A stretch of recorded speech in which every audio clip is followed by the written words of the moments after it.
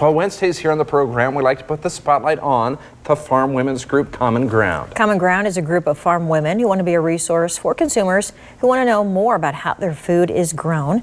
So joining us today, we have Morgan Wrich, and she's from the Osceola area. Thank you for coming in today. Thank you for having me. You bet. Yeah, how's everything going for you? Good. We're done with harvest, so another year done. You celebrate, right? Yes, Do you we celebrate did. in some way? Yes. Well, we just went out to dinner and had a beer to celebrate, but still.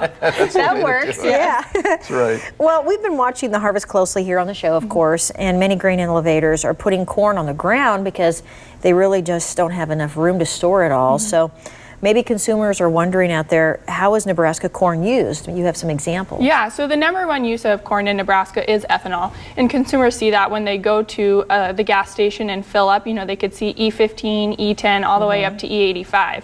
The second biggest use of corn in Nebraska is livestock feed. Then we also send a lot to exports, and then there are some other things in the grocery store a consumer might see, like corn starch, corn sweeteners, corn syrup, or even corn plastic. I was going to ask you about that. Does Nebraska corn end up in plastics, like a plastic cup? Yes, it can. There's actually a plant in Blair called NatureWorks that makes plastic cups and other plastic utensils and containers. Oh, wow. Oh, really? Okay.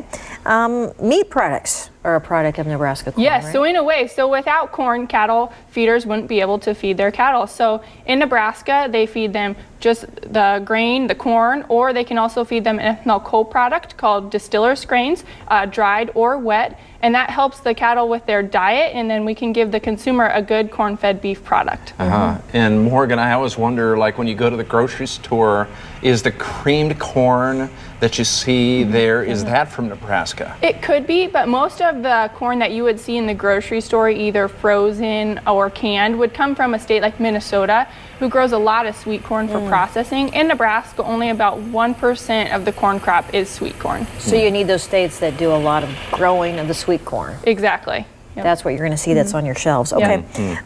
We mentioned the large amount of corn produced every year in Nebraska, some of it being stored on the ground. How important is it for us to have these export markets to help?